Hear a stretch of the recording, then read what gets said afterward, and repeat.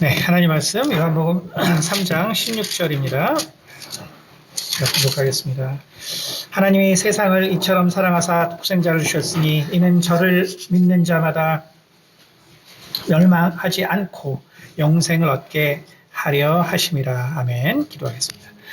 은혜가 많으신 아버지 감사합니다. 이 시간 당신께서 함께 해주시고 특별히 올해 참으로 우리가 사랑에 대해서 또 이해하고 또 참 사랑 안에서 또 거하는 삶을 우리가 또 배우고 살기 원합니다. 이 시간 가운데 당신께서 함께하여 주시고 우리가 사랑의 의미에 대하여 또한 깊이 묵상해보는 귀한 시간들이 될 수 있도록 도와주시옵소서. 오직 한 성령께서 인도하시는 시간이 되기 원하며 살아계신 우리 주 예수 그리스도를 받들어 기도드렸습니다. 아멘. 네, 오늘 저희 교회 2024년 표현은 새 계명을 너희에게 주노니 서로 사랑하라. 내가 너희를 사랑한 것 같이 너희도 서로 사랑하라 라는 요한복음 13장 말씀입니다. 그래서 우리가 사랑에 대해서 우리가 묵상해보는 시간을 몇 번 동안 갖도록 하겠습니다. 우리가 사실 사랑이라는 것은 이것은 정말 어떤 면에서 정말 순수한 그 기독교적 가치의 대명사라고 사실 볼 수 있고, 사랑이라는 것의 중요성, 그리고 그 가치, 그 모든 것들은, 우리가, 그것은 정말 기독교로부터 나왔다. 우리가 쉬운 말로 하면, 결국 예수 그리스도의 오심으로 우리가 그 사랑이 무엇인가를 깨달았다라고 보는 것이 정확하게 맞을 것입니다.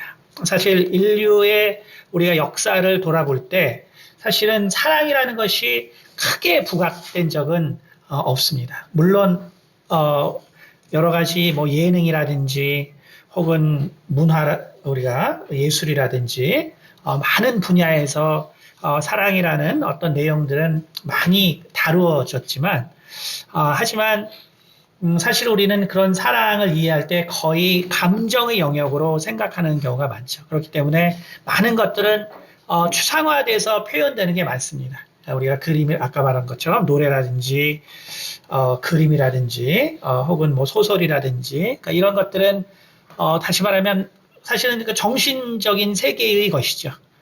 우리가 현실에서 과연 사랑이 뭐냐라고 할 때 우리가 듣는 말은 사랑이 밥 먹여주냐 이거죠. 그렇죠? 그러니까 사실 사랑이라는 것이 이 세상에서 어떤 힘을 발휘하냐라고 할 때 실은 우리가 많이 참 회의적일 수밖에 없는 것이죠. 그렇죠? 그렇기 때문에 우리가 인류를 돌아봤을 때 정말로 중요한 가치를 우리가 하나님이 없는 이 세상을 돌아보면 실은 사랑이 가장 중요한 가치다라고 얘기한 시대는 거의 사실 없었습니다.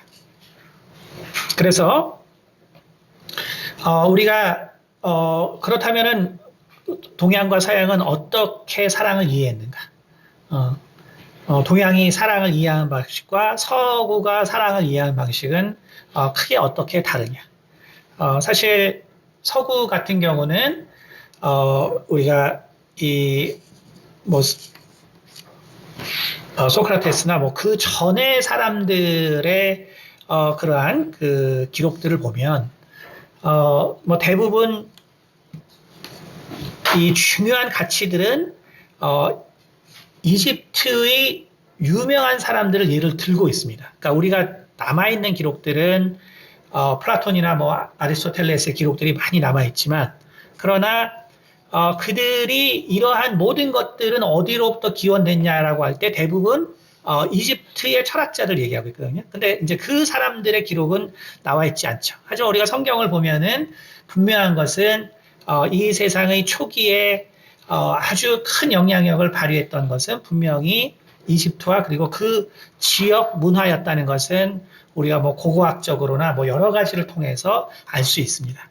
그렇기 때문에 결국 서구의 어떤 생각들은 사실은 그 이집트 사람들의 생각이고 그리고 그 생각들의 중에서 이 세상을 이끄는 그 힘이라고 할 때는 사실 사랑이라는 것은 들어있지 않습니다. 들어있지 않고 우리가 아는 것처럼 가장 일반적으로 얘기하는 것이 이 세상을 우리가 잘 살기 위해서 행복론에도 나오지만 결국 잘 살기 위해서 중요한 것은 예를 들면 중요.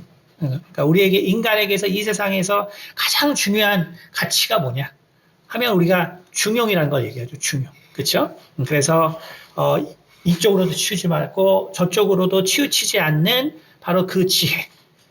그러니까 우리가 예를 들어서 우리가 불교가 서구 사람들에게 그 전파될 때 20세기에 전파될 때 뭐 어떤 거를 키포인트로 해서 전파됐냐면 사실은 미들웨이라는 컨셉으로 사실 전파됐거든요. 그러니까 다시 말하면 뭐 서구 사람들에게 뭐 리버스라든지 뭐 윤회라든지 카르마라든지 뭐 이런 용어들은 물론 이제 서구 사람들은 많이 쓰지만 그러나 이 서구 문명에서 그 불교를 잘 받아들일 수 있기 위해서는 역시 그 아리스토텔레스의 중용의 사상 이것과 이제 유사해야 되는 면이 많죠. 그렇기 때문에 서구에서 불교를 배울 때 처음 배우는 것 중에 하나는 사실 이 미들웨이, 그러니까 팔정도인데 실은 그러니까 팔정도인데 그걸 우리가 이제 그 미들웨이라고 해서 서구에서는 이야기를 합니다. 그러니까 이 세상을 제대로 그 운영할 만한 가치가 뭐냐라고 할 때 바로 중용 이것을 얘기하죠. 그리고 또 이 세상을 정말로 잘 이끌기 위해서 필요한 것이 뭐냐라고 할 때 어느 문명이나 우리가 영지주의에서 했지만 결국 지혜와 지식이죠. The knowledge, the wisdom. 그러니까 이것이 이 세상을 바로 이끄는 힘과 바로 능력이 되는 것이죠. 그 다음에 역시 고대 사회이기 때문에 아주 중요한 가치는 결국 로얄티, 로얄티라고 하는 충성, 충성. 그 다음에 brave, 그러니까 우리가 정말 courage라고 하는 brave. 그래서 용기. 그러니까 이런 것들이 실은 서구에서 아주 중요한 가치들이고 이런 것들이 있을 때 바로 세상을 변화시킬 수 있고 그리고 세상을 이끌어갈 수 있다라고 이야기를 합니다. 다시 말하면 사랑이라는 것은 그렇기 때문에 정말로 이게 기독교적 가치라는 것이죠. 이것이 세상을 이끄는 정말 원동력이다라고 이야기하는 것은 사실은 기독교로부터 시작됐다라고 할 때 사실은 문제가 없습니다. 동양에서는 우리가 동양에서는 사랑이라고 할 때 우리나라 같은 경우 사랑이라는 그 이 단어의 뜻, 그 사실 이제 중국의 그 애자, 그러니까 아이라 그러죠. 그러니까 이 애에서 나왔기 때문에 애자에서 나왔기 때문에 이 사랑이라는 이 단어를 쓰기 전에 조선시대나 보면은 우리가 다솜이라는 말을 썼다 그러죠. 그렇죠? 다솜이라는 말을 썼고, 그리고 그 다솜이라는 말의 그 어원은 중국 말이기 때문에, 이제 따뜻하다는 의미를 가지고 있다고 합니다. 따뜻하다.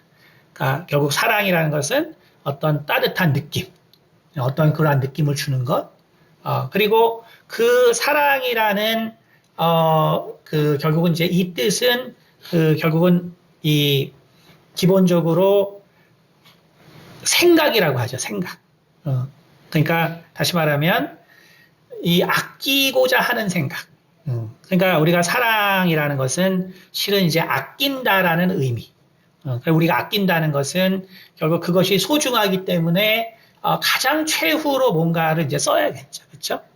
그러니까 그러한 의미지만 이 사랑이라는 것이 우리 기독교에서 생각하는 그러한 광대한 범위 어떤 사랑이라는 의미를 갖고 있지는 않습니다. 그렇기 때문에 유교의 큰 가치가 우리가 인이고 그리고 인이라는 것이 뭐 제가 여러 번 얘기했지만 그 성경의 사랑이라는 것과 아주 유사한 개념이죠. 아주 유사한 개념이지만 실은 인이라는 것은 유교에서 원래 초기 유교에서는 보시면 알겠지만 사실은 지배자들을 위한 개념이죠. 지배자들을 위한 개념. 다시 말하면 유교라는 것은 결국은 인과 예가 아주 중요한데 문제는 그 예를 누가 지킬 수 있냐? 예를 누가 지킬 수 있냐? 예를 들어서 3년상, 그 다음에 제사들, 그 다음에 예에 또 뭐가 있어요? 뭐 예능하는 사람은 싫어하지만 가무를 즐기는 거, 그렇죠? 그러니까 이런 예를 누가 할 수 있냐면 누가 가무를 즐길 수 있고 누가 3년상을 할 수 있고 누가 할 수 있겠어요? 그러니까 그거는 다 이제 지배자들이 하는 거죠. 뭐 평민이 3년상을 안 하? 우리가 유교 시대에 3년상 했기 때문에 평민도 3년상 했을 거지만 한 적이 없어요. 할 수가 없어요. 3년을 일 안 하는데. 그러니까 결국은 사실은 인이라는 것이 그 가치는 매우 아름답지만 실상은 사실은 지배자들에서의 사랑이다라는 것이죠. 그러니까 그렇기 때문에 실은 동양 사상에서는 이 사랑의 철학자는 묵자죠, 묵자. 그래서 묵자가 바로 사랑의 철학자입니다. 그래서 바로 묵자의 사상을 보면은 결국은 이 유교의 이제 그러한 부분을 비판하고 있죠. 그래서 과연 누가 정말 예를 지키면서 살 수 있느냐? 그리고 거기서 말한 그 사랑은 결국 지도층들에 관한 사랑이기 때문에 모든 사람을 사랑할 수 있는 바로 그러한 사랑의 가치로 바뀌어야 된다. 그래서 이제 묵자는 겸해라는 사상을 펼칩니다. 그러니까 겸이라는 한자는 모든 것을 말하거든요. 그래서 모든 사람을 사랑하는 바로 그 개념. 그리고 그래서 동양에서는 가장 유사한 사랑이 바로 사실 이 묵자의 이 겸해 사상이 성경에서 말하는 사상과 가장 유사한 그러한 모습을 가지고 있습니다. 그래서 뭐 맹자 시대에 보면은 결국은 맹자가 유교인이기 때문에 묵자의 사상을 비판하지만 그러나 당시에 유교와 그리고 묵자의 사상이 세상에 널리 퍼졌다라고 얘기합니다. 어쨌든 그러나 이제 그 진시황이 등장하고 나라를 통일한 다음에는 모든 사람을 사랑한다는 것은 그 나라를 운영하는데 아주 위험한 생각이죠. 그렇죠? 왜냐하면 지배 계급이 있기 때문에 그렇기 때문에 결국은 이러한 묵자의 사상도 잠깐 있다가 몇백 년 있다가 결국은 이제 동양 사회에서도 더 유지되지 못한 사상이다. 잠깐만요. 네. 얘기하면. 네네네. 그렇기 때문에 결국 이 세상의 사랑이라는 것은 실은 그렇기 때문에 이 세상을 바꿀 수 있는 힘과 능력 이런 것으로 인식되지는 않았다는 거예요. 그러니까 동서양을 막론하고 실제로는 사랑이 이 세상을 움직이고 바꾸는 모든 사실은 원동력이 된다. 라는 생각은 사실은 없었다는 거죠. 그래서 이 사랑의 가치가 정말로 중요하게 등장하는 것은 바로 기독교의 등장으로 말미암았다라고 우리가 말해도 전혀 사실 문제가 없습니다. 다만 이 사랑을 이해하기 위해서 그리고 사랑이 인간에게 가져다 주는 중요한 어떠한 그 힘을 이야기하기 위해서 이 그리스 사람들 특히 아리스토텔레스와 칼륨은 이 에로스에 대한 설명을 하는데 이것은 결국 무슨 말하냐면은 사랑이라는 것은 워낙에 많은 뜻을 포함하고 있죠. 그렇죠? 사랑이라는 것은 워낙에 많은 뜻을 포함하고 있습니다. 특히 서구는 더 많은 뜻을 포함하고 있어요.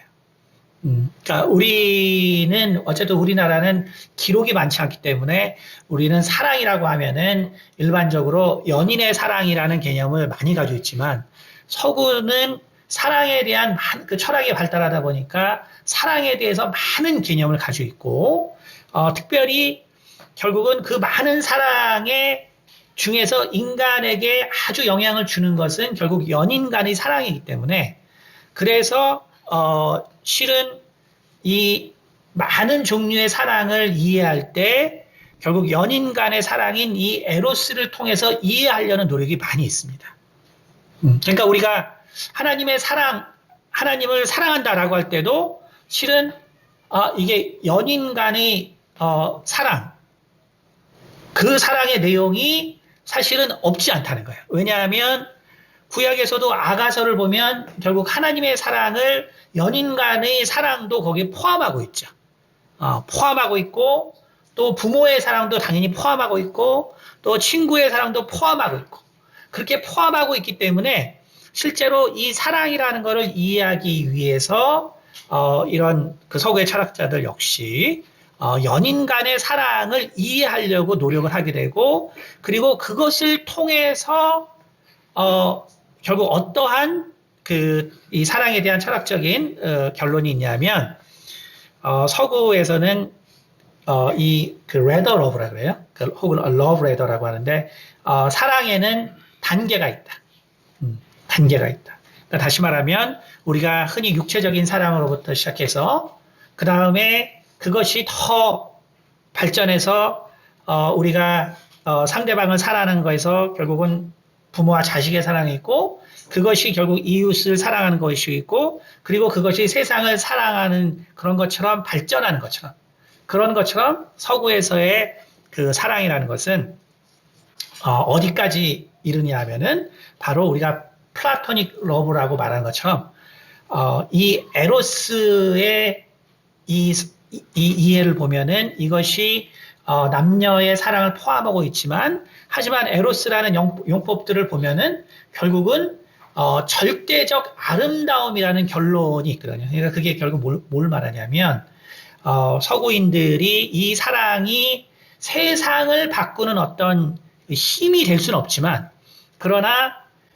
절대적인 세상을 이해하는 데 있어서 사랑이라는 것은 필요하다라는 개념을 가지고 있었습니다. 그래서 결국 플라토닉 러브에서 말하는 것처럼 결국 이상 세계를 우리가 이 세상에서 어떻게 이해하냐. 근데 이상 세계는 절대적인 아름다움이 있는 세계다. 그렇기 때문에 결국은 우리가 이 세상에서 사랑을 이해하다 보면, 그러면 바로 우리가 절대적인 세상을 이해할 수 있는 어떤 통로가 될 수 있을 것이다.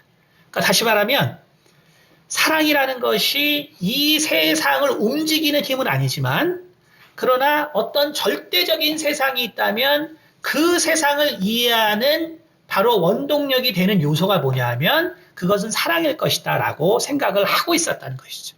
그러니까 우리가 그것을 바로 이 서구의 사상을 이해할 때 우리가 비로소 사도 요한이 말하는 사랑의 의미를 이해할 수 있습니다.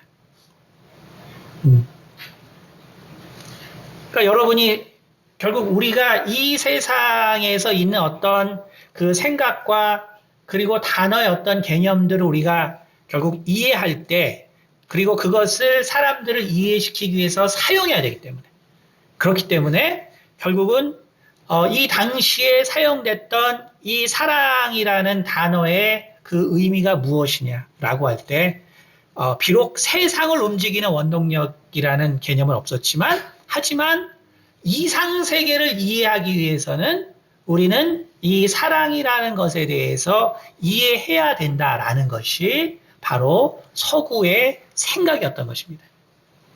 여러분이 그것을 이해하면은 바로 요한이 말하고자 하는 바를 이해할 수 있어요. 요한은 성경을 보면은 매우 특이하게 요한복음을 시작하죠. 그렇죠? 그래서 우리가 요한의 신학이라고 부르는데, 사실 예수님께서 그 세례 요한에게 나올 때 우리가 마태나 마가나 누가를 보면은, 그러면 이때는 동일하게 어떻게 시작되냐면 바로 하늘에서 소리가 들려요. 하늘에서 소리가 들리는데 어떤 소리가 들리냐면 이는 내 사랑하는 아들이라고 하죠. 그렇죠?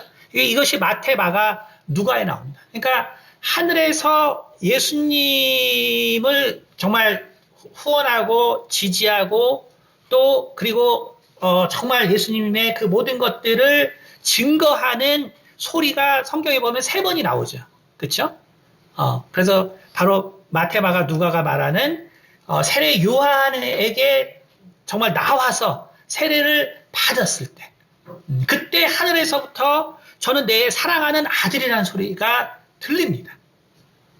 그다음 두 번째는 우리가 변화산상에서 일어나는 것처럼 베드로가 정말 그 소리에 엄청난 충격을 받았기 때문에 내가 그때 그 소리를 들었다라고 베드로서에 기록을 하고 있어요. 그렇죠? 그다음 세 번째는 요한이 바로 예수님께서 정말 그 죽음에 대해서 말씀하실 때 하늘에서 소리가 있었는데 그 소리가 뭐였냐면 로마 12장에 나온 것처럼 이미 영광을 받았고 또 영광을 받으리라 라는 소리가 하늘에서 들리거든요. 그러니까 성경에 보면은 3번의 소리가 들립니다. 그리고 그 첫 번째 나는 소리를 누가 들었냐고 성경에 되어 있으면 2 제자가 들었다고 되어 있는데 그거는 당연히 그 중에 한 명은 바로 사도 요한입니다. 사도 요한인데 그런데 막상 요한복음에는 예수님께서 세례 받을 때 저는 내 사랑하는 아들이라는 그 장면이 없어요. 그러니까 그 소리를 요한이 들었다고 마태, 마가, 누가가 썼는데 그리고 그것이 정말로 중요한 하나님의 정말 그 계시 중에 하나인데 요한은 그 표현을 쓰고 있지 않습니다. 그리고 전혀 다르게 이 사랑에 대해서 표시하고 있어요. 전혀 다르게 이 소리에 대해서 표현하고 있습니다. 그것이 바로 빛이라고 하는 것입니다. 빛이라고 하는 것. 그래서 요한일서에 우리가 사랑이 있을 때 우리가 바로 빛 가운데 거하는 것이다라고 이야기하고 있습니다. 그러니까 다시 말하면 요한은 사랑이라는 말을 로부터 하지 않았지만 그러나 그 사랑이 무엇이냐를 가지고 다른 표현을 쓰고 있다는 거예요.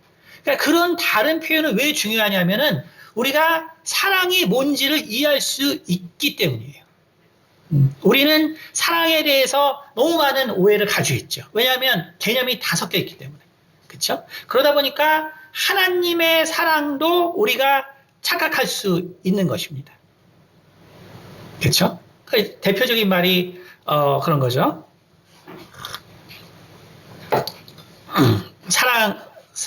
사랑에는 미안하다는 말이 없다. 그게 무슨 영화였죠? 러브스토리 맞죠? 네, 러브스토리. 우리 때 사람들은 이제 뭐 다 아는 영화인데 사랑이라는 말에는 미안하다는 말이 없다.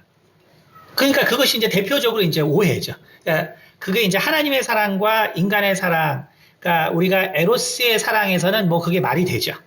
하지만 하나님의 사랑에는 그 에로스적 사랑이 포함되어 있기 때문에, 그렇죠?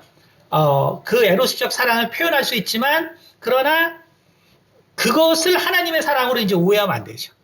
왜냐하면 성경에는 사랑하면은 미안하다는 말을 많이 하라고 돼 있죠. 우리가 용서해야 되고 미안하다는 말을 회개해야 되고 하기 때문에 실은 사랑에는 미안하다는 말이 많아요. 그러나 이제 에로스적 사랑이라는 것에는 이제 미안하다는 말이 없죠. 그렇죠? 그러니까 결국은 사랑이라는 것이 결국은 우리가 무엇인지 그래서 우리는 잘 모른다는 거예요. 무엇인지 그래서 그 사랑이 뭐냐라고 할 때 그 사랑이 뭔지는 모른다는 것이죠. 하지만 우리가 요한이 첫 번째 이 사랑에 대해서 얘기했을 때 바로 사랑은 바로 빛이다라고 이야기한 것입니다. 우리가 이제 인지과학 인류학자이면서 그다음에 이제 이 anthropologist라고 하는데 이 인류학자인 헬렌 피셔라는 분이 계신데 이 사랑에 대해서는 뭐 전 세계적으로 하여간 이 fMRI 통해서 이 거의 그 3만 명의 사람들을 대상으로 이 브레인 그 이미징을 통해서 사랑이라는 작용이 어떻게 생기게 되었는가, 그리고 어떻게 생기는가, 이거를 연구한 헬렌 피셔가 그 2005년에 논문을 이제 낸 게 있는데, 제가 이제 그 미움에 관하여 그 설교를 보면은 사실 거기 이제 이 헤이트 서클이라는 게 나오거든요. 헤이트 서킷. 그러니까 뇌에는 헤이트 서킷이 있는데, 그 헤이트 서킷은 이제 2008년에 발견된 거고, 2005년에 처음으로 이제 그 러브 서킷이라는 게 발견됐는데, 이 뇌에서는 러브 서킷이 있습니다. 그러니까 여러분이 그래서 미움에 관하여 이제 설교를 참고하시면은, 그러면 이제 이 러브 서킷과 헤이트 서킷이 왜 뇌에서 같은 부위에서 작용을 하는데, 왜 한쪽은 사랑을 하게 되고, 왜 한쪽은 미워하게 되나. 그 설교가 나와 있으니까, 이제 거기를 참고해서 이제 어쨌든 들어보세요. 그러면, 어쨌든, 이 헬렌 피셔가, 특별히 에로스적 사랑에 대해서만 연구를 했습니다. 그래서 남녀 간의 사랑. 남녀 간의 사랑이 있을 때 어떠한 일이 일어나냐. 그러니까 처음에 뇌가 활성화되는 것은 바로, 멘탈 태그먼트 에어리아라는 부분인데, 쉽게 말해서 우리가 그 변연계라고 그러죠. 감정을 지배하는 것의 바로 기전인데, 여기는 결국은, 우리가 이 파충류의 뇌라고 하는, 이 뇌관하고 붙어 있기 때문에, 아주 그 본능적인 일들이 일어나는데, 우리가, 그래서 이 헬렌 피셔는 이 연인 간의 사랑을 뭐라고 그러냐면, 그것은 바로, 목마름이다. 시작은 바로 목마름이다. 그러니까 우리가 물 없으면 죽죠. 그렇죠. 그러니까 이런 과학적인 얘기를 들어보면 참 어쨌든 혼자 사시는 분의 고통을 우리 좀 이해해야 된다. 네, 물론 이제 스스로 혼자 사시는 분도 계시죠. 그걸 하나의 또 가치로 계시고 그런 분들은 괜찮은데. 오늘날 이제 모든 것들이 어떻습니까? 그러니까 사실 슬로우 러브라고 이제 말하는 건데 헬렌 피셔가 또 이제 이런 그 밀레니엄 러브에 대해서 쓴 책이 있는데 거기 보면 이제 슬로우 러브라는 얘기를 하거든요. 근데 슬로우 러브라는 거는 결국은 밀레니엄 세대의 특징인데 결국 요즘 미국과 한국도 똑같기 때문에 거의 동시에 일어나거든요. 그게 뭐냐면 늦게 결혼하는 거죠. 그래서 늦게 결혼. 그러니까 결국은 서구에서도 결혼 연령이 미국도 5년 이상 이미 뒤쳐졌거든요. 딜레이 돼버려요. 그러니까 결국 이게 뒤처진다는 거는 결국 뭘 말하냐면은 인생이 결국은 결혼 때가 언제예요? 결혼이 우리가 뭐 진화적으로 말하면은 자기를 가장 디스플레이를 잘할 때잖아요. 그렇죠? 그러니까 제일 예쁘고 제일 멋있을 때 결혼해야지. 뭐 누가 이렇게 그쵸? 근데 뭐 실망하지 않아도 될 거는 이제 대충 멋있을 때 결혼한다. 그러니까 여러분이 나이 들었다고 실망하지 말아라. 대충 괜찮을 때 요즘은 결혼하니까 너무 실망하지 말아라. 그러나 어쨌든 문제는 뭐냐면 그러한 관계들 때문에 결국 세상에서의 결혼이라는 것은 더 많은 조건을 찾게 된다. 그러니까 왜 그러면 밀레니엄 세대들은 결혼을 늦게 하냐?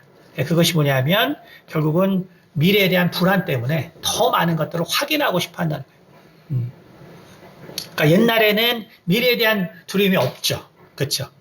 왜냐하면 뭐 60이면 이제 죽을 때가 죽는다고 생각하니까. 그러니까 빨리 만나서 빨리 어떻게 하고 하니까 뭐 이렇게 죽나 저렇게 죽나 같으니까 상관이 없는데 지금 막 120년 살아야 되니까 이게 지금 그쵸? 근데 120년은 살아야 되는데 정말 불안은 더 가중되는 거예요. 그쵸? 그러니까 어떻게 되냐면은 그 불안을 해소하기 위해서 더 많이 서로를 이제 알기 위해서 노력하는 거죠. 그리고 그렇게 해서 결혼한 결과 어떤 결론이 나왔냐면 과거 세대보다 충분히 이러한 것을 알아본 세대는 이혼율이 반으로 줄어든다고 합니다. 실제로 줄어들었대요. 그러니까 밀레니엄 세대들이 결혼 늦게 한다고 너무 뭐라 그러지 말라는 거죠. 왜냐하면 이혼율이 반으로 줄어들어요. 그렇죠? 그러면 결국 아이들의 정신 건강은 엄청나게 좋아지죠. 그렇죠? 그러니까 밀레니엄 세대들이 결코 어리석은 게 아니다. 결국은 거기에 맞게 살아가는 겁니다. 어쨌든 그래서 사람은 처음에 이성을 만날 때 그때는 정말 사실은 정말 육체적인 만남이고 그건 유전자적인 끌림이고 그리고 정말 유전자를 정말 인간의 본질적으로 그것을 퍼뜨려야 되고 그렇기 때문에 그 열망이라는 것은 근데 뇌에서 작용하는 부분이 바로 갈증이 일어나는 것과 같고 또 마약이 작용하는 것과 같아요. 같습니다. 그러니까 제가 지난도 말했지만 살인 사건의 70%는 치정살인이에요. 그러니까 절대로 우리가 뭐 살인 사건이 이 세상 이상한 데서 일어날 것 같죠? 그렇지 않아요. 내 주변에서 내가 아는 사람을 통해서 일어납니다. 그러니까 조심해야 돼요. 항상 그래서 사람과의 관계를 조심해야 돼요. 왜냐하면 이것은 갈증이고 이것은 마약과 같은 거예요. 그러니까 이제 그 강렬한 그 열망을 정말 피해할 수 없는 거죠. 그렇죠? 그 다음에 이 사랑은 어떤 형태로 넘어가냐면은 그 다음에는 바로 강박으로 넘어갑니다. 헌신으로 넘어가요. 이제 그 뇌 과정은 그 이제 미움에 관해 거기 나오니까 거기서 이제 들어보시면 이제 알 수 있어요. 왜 그러는지. 강박으로 넘어갑니다. 그러니까 우리가 사랑이라는 것은 강박증이에요. 사실 정신병이에요. 사실은. 사랑이라는 것은 정신병입니다. 실은. 그래서 그 사람이 없으면 죽을 것 같아요. 그 사람이 머릿속에 계속 생각나. 하루 종일. 그쵸? 하루 종일 생각납니다. 그러니까 바로 그것 때문에 디보션이 됩니다. 거기에 얽매일 수밖에 없고. 그런 기간이 짧게는 1년에서 길게는 3, 4년까지 가요. 짧게는 1년에서 길게는 3, 4년까지.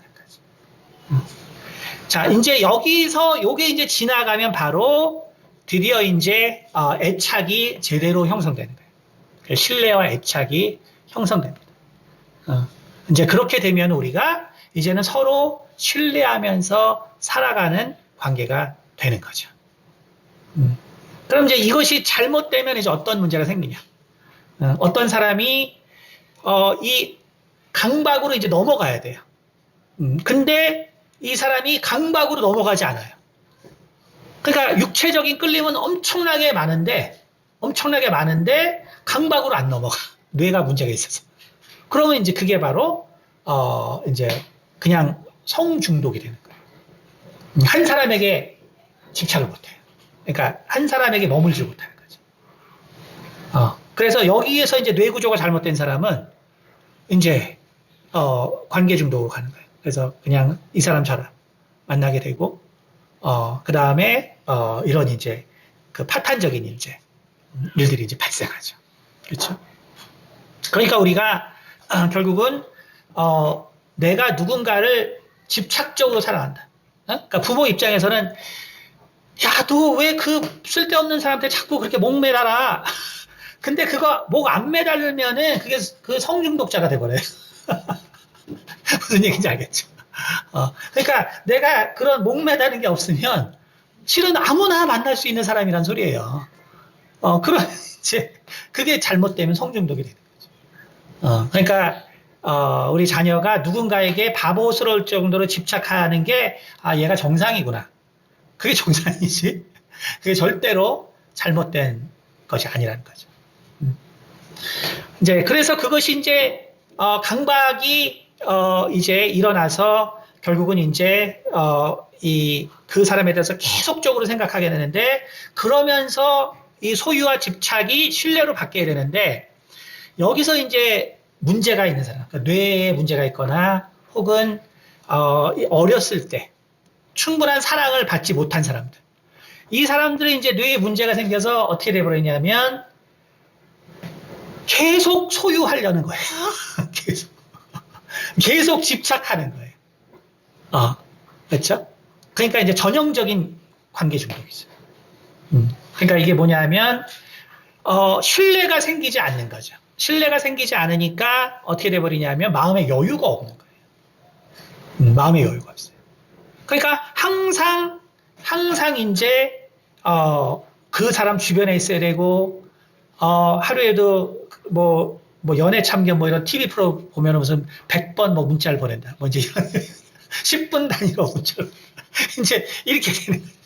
이게 뭐냐면은 초반에는 뭐 강박이니까 뭐 어쩔 수 없는 현상인데 이게 이제 뭐 2년, 3년 지났는데도 똑같다.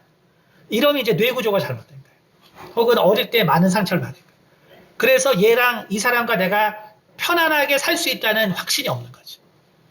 그러니까 어릴 때 결국 거절감과 상실감과 또 애착의 상실을 경험한 사람들은 이 부분이 이제 잘 안 되는 거예요. 그러니까 그러니까 어떻게 돼요? 결국 소유욕으로 되기 때문에 이 사람이 잘해줬을 때는 엄청나게 그 소유가 주는 기쁨을 있다가 좀 멀어지는 것 같으면 낙담했다가 그러니까 이제 정신병이 생긴 거죠. 그래서 결국은 우리가 아는 것처럼 의처증, 의부증 이런 강박적인 정신병으로 넘어가게 됩니다. 그러나 이제 이것이 일반적인 사람들은 이것이 잘 넘어가면 이제 바로 상실과 신뢰와 애착이 형성이 되는 것이죠. 근데 이제 여기서 뇌에 문제가 생기거나 혹은 어떤 잘못된 그런 오해들이 생기면 신뢰와 애착의 관계를 이용해서 결국은 방임을 하게 돼요. 결혼했으니까 이제 잡아둔 물고기다 이제 그래서 이제 돌보지 않는 거죠. 그러니까 참 인간이라는 것이 정말 이런 과정을 통해서 사랑을 얻게 되는데 이게 뇌 문제랑 우리의 어떤 경험이 잘못되면 그러면 정말 이런 심각한 문제들이 생기는 거예요. 그러니까 참 이런 것들을 생각해 보면 참 사랑도 참 쉽지 않구나. 그렇죠? 사랑도 쉽지 않구나. 네, 그거를 알 수 있습니다. 그런데 그러면 이제 이 헬렌 피셔가 이것을 통해서 그럼 이렇게 이제 넘어가는구나. 이것으로 끝난 게 아니라 실은 이 사람의 연구의 가장 중요한 결론은 뭐냐면 사실은 이제 이것이 본격적으로 우리가 사실은 이 러브 서킷이 대표적인 도파민을 분비하는 서킷이고 결국 도파민이란 것은 뭐냐면은 우리가 결국은 보상회로거든요. 보상회로라는 것은 뭐냐면은 우리의 삶의 목적을 설정하는 뇌작용이에요. 그래서 사실 여러분 사랑에 있어서 가장 큰 영향은 뭐냐면 실은 동기를 부여하는 거예요. 실은. 그러니까 우리가 사랑이라는 것의 가장 중요한 효과는 뭐냐? 그러니까 이것이 제가 뭘 말하냐면 우리가 인류사를 돌아봤을 때 사랑은 세상을 바꾸는 힘이 아니었어요. 그러니까 과거에 수천 년간 인간이 그 화려한 문화를 또 문명을 발전시켜 오면서 사실 사랑이라는 것은 아주 중요한 영향을 끼치는 요인이 아니었다는 것이죠. 그런데 이제 기독교 문명이 등장하면서 사랑이라는 것이 정말 중요하고 정말 세상을 바꿀 수 있는 어떤 힘이라는 것을 이제 알게 된 것이죠. 그런데 이제 뇌과학을 통해서 보니까 그게 진짜라는 거예요. 그게 진짜라는 거죠. 세상을 움직이는 그 동력은 결국은 사실 이 사랑에서 나온다. 그러니까 결국은 이 사랑이 인간에게 잘 이 보상회로 보상회로를 이용하고 보상회로와 완전히 겹치는 작용이 이 영역이기 때문에 결국은 우리가 사랑이라는 것을 우리가 잘 이해하고 잘 사용하면 실은 그거보다 더 강력한 동기를 부여하는 바로 기작은 없다는 것이에요. 그래서 결국 사랑이라는 것은 그렇기 때문에 결국은 실은 가장 목적을 세우고 목적을 이루게 하는 힘이라는 것입니다. 근데 사실은 이제 이 여자분은 진화론자예요. 그렇기 때문에 그 슬로우 러브에 대한 그런 결과를 해석할 때도 결국 인류의 진화 가운데 그것이 필요하다. 이렇게 설명을 했는데 실은 이 헬렌 피셔의 연구를 성경적으로 보면은 정말 기독교 문명의 그 핵심적인 그 사랑의 힘을 증명한 사람이에요. 자기는 그런 결과가 있는지 모르겠지만 그러나 사실은 기독교 문명의 가장 핵심적인 사랑의 힘을 사실은 과학적으로 증명한 사람입니다. 그렇기 때문에 우리가 이해해야 될 것은 우리는 항상 하나님의 사랑이라고 할 때 우리는 어떤 개념이 있냐면 바로 무조건적인 사랑. 그렇죠? 우리가 하나님의 사랑하면 무조건적인 사랑을 생각하죠. 하지만 여기서 우리가 오해하지 말아야 될 것은 무조건적인 사랑이라는 것이 목적 없는 사랑이라는 것이 아니에요. 무조건적인 사랑이라고 목적 없는 사랑이 아닙니다. 그것을 우리가 이해합니다. 다시 말하면 바로 이 사랑이라는 것은 모티베이션이고 목적을 세우고 목적을 이루어가는 거예요. 그러니까 우리가 사랑이라는 얘기를 할 때 자꾸 이 하나님의 사랑에 대해서 우리가 온전히 이해하지 못하면 어떤 문제가 생기냐 하면은 바로 에로스적인 사랑. 에로스적인 사랑이라는 것은 뭐냐 하면은 그냥 예술이나 문화나 내 생각 가운데에서 나오는 사랑인 거예요. 실행과 그리고 정말 그것을 이루는 힘이 없는 사랑을 우린 생각하거든요. 근데 우리가 교회에 와서도 뭐 사랑한다고 하는데 말로만 그치죠. 그건 사랑이 아니에요. 그것을 우리가 알아야 한다는 것입니다. 진정한 사랑은 정말 목적이 생기고 그것에 헌신해서 이루는 것입니다. 그것이 진정한 사랑이에요. 그것이 진정한 사랑입니다. 우리는 우리가 하나님 안에서 무엇인가를 기도하고 그리고 우리가 무엇인가를 정말 애쓰려고 하는데 왜 내가 그것을 이루지 못하지? 라고 생각할 때 우리는 뭐가 문제인지를 돌아봐야 하는데 뭐가 문제냐면 사실은 나 우리 아들을 사랑해, 나 부모님을 사랑해, 뭘 사랑해, 어쩌고저쩌고 하는데 목적이 없어요. 그래서 뭐 하려고? 그래서 사랑해서 뭐 하려고? 그러니까 사랑한다는 말만 있는 거예요. 그러니까 여러분, 우리가 하나님 안에서 그 사랑을 가지고 살려고 하는데 왜 어떤 것에 대한 변화가 없는지를 잘 생각해 보세요. 그거는 내가 무조건적인 사랑을 잘못 이해하고 있기 때문에 그래요. 무조건적인 사랑이 아무 생각 없는 사랑이라는 것이 아니라 무조건적인 사랑이라는 것은 사실 하나님의 입장에서는 이미 하나님의 지혜와 지식으로 나온 이성의 결정체예요. 다시 말해서 빛이 있으라라고 말씀하셨던 그 순간에 하나님은 그 사랑으로 세상을 만들고 결국은 인간을 만들고 그리고 마지막에는 반드시 우리를 영원한 구원 가운데로 이끌려는 그 목적이 분명하게 세워진 거예요.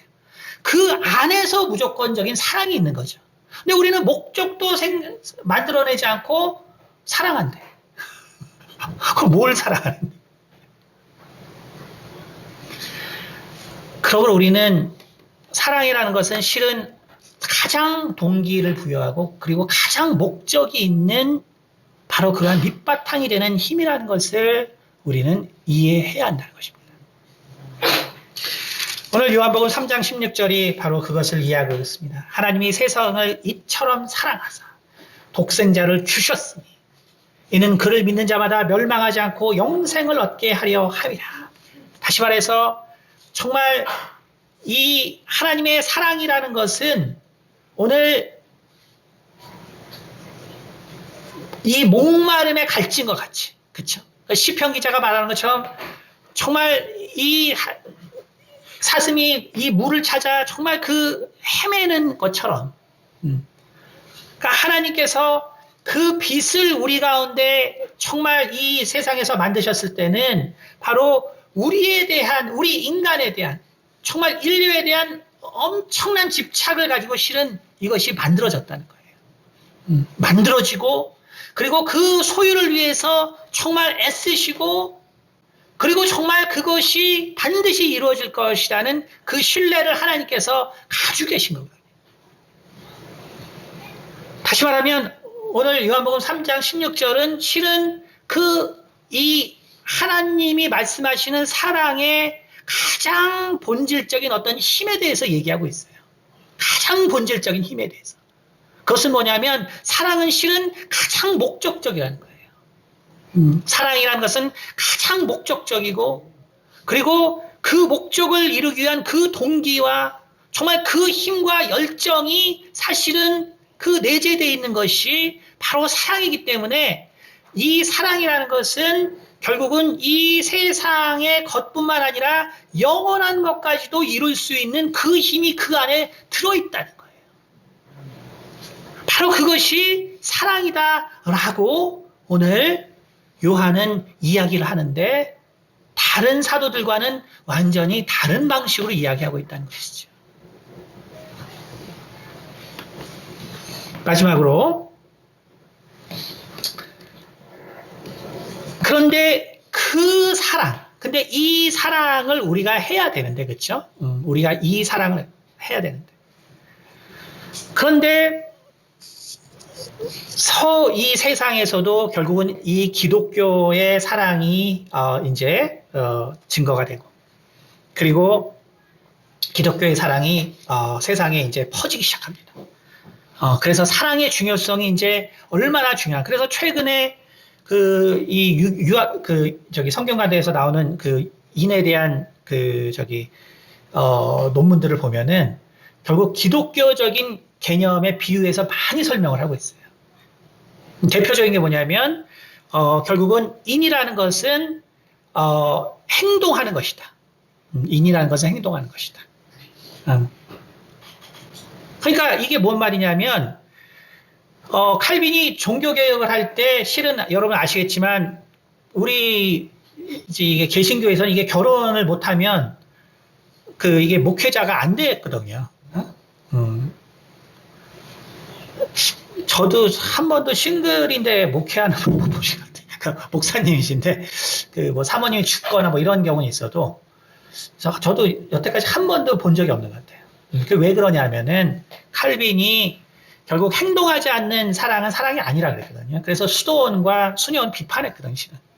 그거 없어요, 그래서. 아시겠지만. 그러니까 일단 결혼을 해야 돼요. 그러니까 그만큼 결국 사랑이라는 것은 어떤 감정의 영역으로 끝나는 것이 아니라 실은 행동의 영역까지도 구체적으로 들어와야 된다는 것이 사실은 개혁신앙의 또 생각이에요.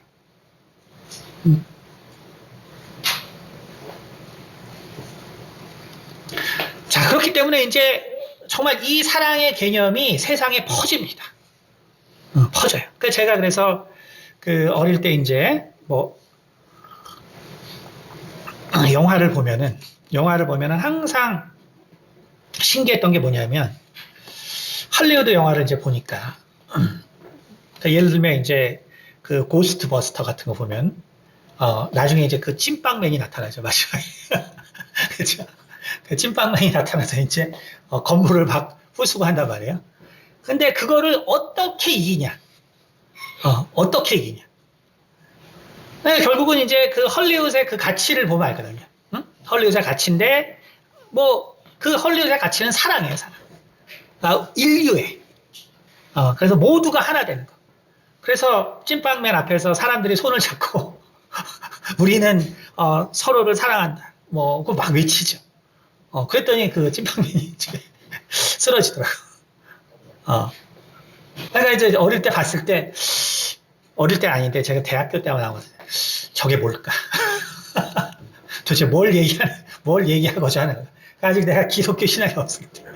뭘 얘기하려는 걸까?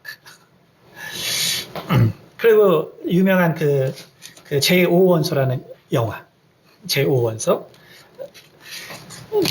릭 베크송이 이제 만든 영화죠. 거기 보면은 그 제5원소가 뭐냐. 그러니까 제4원소는 이제 아리스토텔레스의 제4원소고, 그 제5원소라는 거는 원래는 필로소퍼 스톤이라고 그러죠. 혹은 소서러 스톤이라고 그러는데, 철학자의 돌. 그게 뭐냐면, 결국 이 세상을 만든 것은 네 가지의 원소가 만들었지만, 그 네 가지의 원소의 본질적인, 그래서 영원히 변하지 않는 바로 세계가 있을 것이다. 그것이 바로 이데아고, 그 이데아를 만든 구성물질이 이 세상에도 반드시 있을 것이다. 그게 제5원소거든요. 그래서 그 원소를 찾으면 바로 그것으로 황금을 만들 수 있다고 생각해서 연금술이 발달한 것이고, 그 원소를 찾아서 녹인 것이 엘리시르거든요. 엘리시르가 뭐냐면 결국 용생수예요. 그걸 마시면 영원히 산다는 거예요. 그러니까 제5원소라는 영화가 있을 때, 그래, 이제 그때는 뭐 이렇게 많은 지식이 없었으니까 그걸 보면서 제5원소? 뭐지?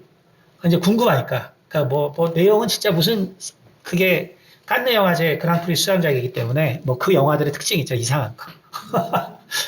그쵸. 그 그랑프리 받은 영화들마다 이게 정상인이 이거를 만들 수 있나? 박찬호 감독, 누구죠? 그 폭력 영화, 금상 받은 거. 이제 그런 게 봤잖아요. 그러니까 칸느 영화제, 뭐 그랑프리 받은 것 중에서 제대로 된 이 정상인의 사고가 잘 못 본 것 같은데. 어쨌든 이제 그래서 이제 그거 내용 보면 진짜 너무 유치한 거예요. 뭐 한 3시간짜리 된 것 같은데. 궁금한 건 이제 그래서 제5원소가 뭔데?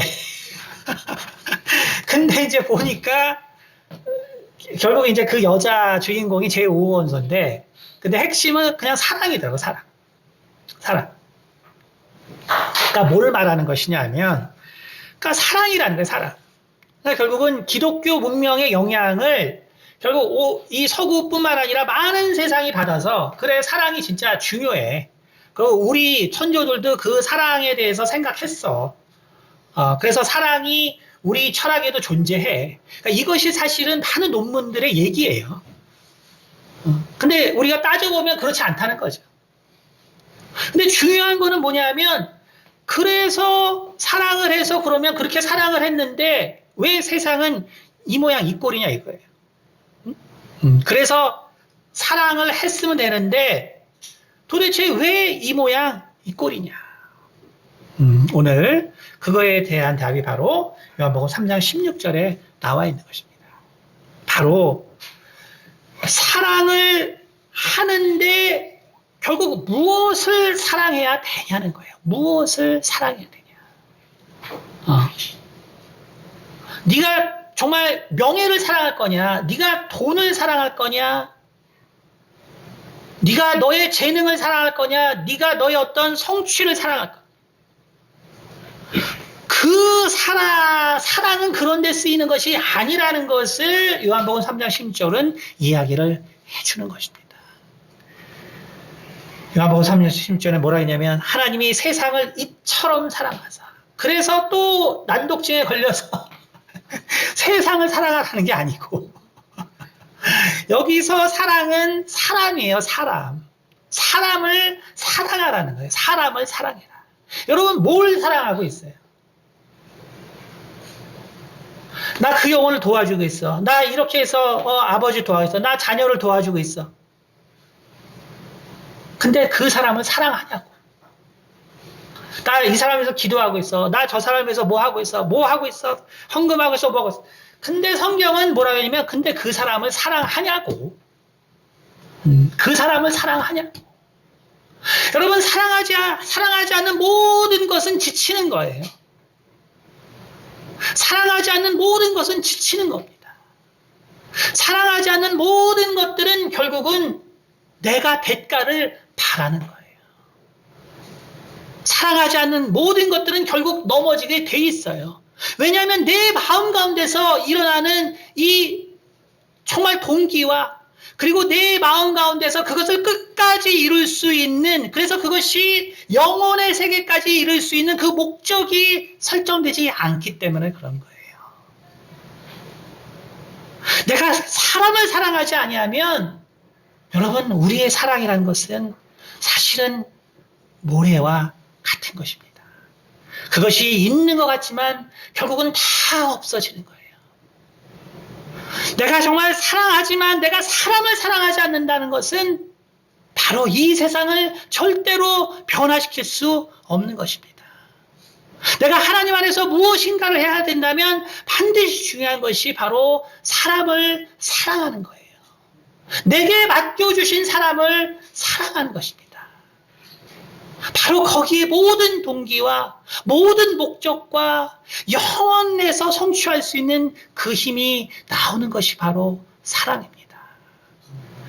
오늘 이 사랑을 통해서 우리 하나님께서 주신 정말 귀한 사명들을 감당하는 우리 성도들이 되기를 예수 이름으로 축원드립니다. 우리 함께 기도할 때 내가 정말 하나님의 사명으로 돕기도 하고 또 후원하기도 하고 내가 가르치는 영혼이 있습니다. 하나님, 하지만 내가 그를 사랑하고 있는지요? 우리 한번 기도하시면서 정말 내게 맡겨진 사람들을 사랑할 수 있도록 우리 해달라고 함께 기도하겠습니다. 은혜가 많으신 아버지 참 하나님께서 기억하여 주시고 아버지 참 우리가 사랑할 수 있도록 도와주옵소서. 참으로 우리가 사랑하되 아버지 참으로 우리가 참으로 무엇을 사랑하는지를 아버지 돌아보게 도와주시옵소서. 아버지 참으로 내가 사랑하고 있는 것이 무엇인가를 돌아보아 주시고 내가 하고 있는 참으로 이 일들이 무엇인가를 아버지 생각할 수 있도록 도와주시옵소서. 주님, 내가 참으로 그 맡겨진 그 영혼을 위해서 내가 참으로 사랑하고 있는지 아버지 돌아보게 도와주옵소서. 나에게는 참으로 그 사랑으로 인한 그 동기와 목적이 있는가를 아버지 돌아보게 도와주시옵소서. 나에게 동기와 목적이 없다면 아버지 내가 참으로 그 사랑의 마음이 없다는 것을 아버지여 아버지 참으로 아버지 돌아보게 도와주시고 아버지 참으로 그 동기와 목적이 있게 도와주옵소서. 주님, 그 사랑이 아버지여 우리 가운데 있게 도와주시옵소서. 내게 맡겨주신 영혼들을 아버지 참으로 온전히 사랑할 수 있는 힘을 허락하여 주옵소서. 내게 맡겨주신 영혼들을 참으로 온전히 사랑할 수 있는 아버지의 힘을 아버지 나에게 허락하여 주셔서 참으로 주님께서 주시는 아버지 귀한 아버지 사명들을 아버지 우리가 감당하며 아버지 우리의 인생으로 우리 하나님 앞에 영광 돌릴 수 있도록 주님 도와주시옵소서. 네, 기도하겠습니다. 은혜가 많으신 아버지 감사합니다. 우리가 참으로 사랑에 대하여 알기 원합니다. 주님, 내가 누군가를 사랑하는데 나에게 동기와 목적이 없지 않습니까? 그렇다면 내가 사랑하고 있는가를 돌아보게 도와주시옵소서. 주님, 내가 누군가를 참으로 사랑한다고 하지만 그리고 내가 사랑에 따라 행동한다고 하지만 내가 진정으로 그 사람을 사랑하고 있는지 주님 돌아보게 도와주시옵소서. 주님, 내가 참으로 지치고 내가 낭망하고 내가 포기한다면 참으로 내가 사랑하는 것이 아니라는 것을 또한 다시 한번 생각할 수 있도록 도와주시옵소서. 참으로 당신께서 참 우리를 사랑하신 것처럼 우리가 참으로 그 사랑을 배울 수 있도록 도와주시옵소서. 성령께서 우리를 도와주시옵소서. 감사드리며 살아계신 우리 주 예수 그리스도를 받들어 기도드렸습니다.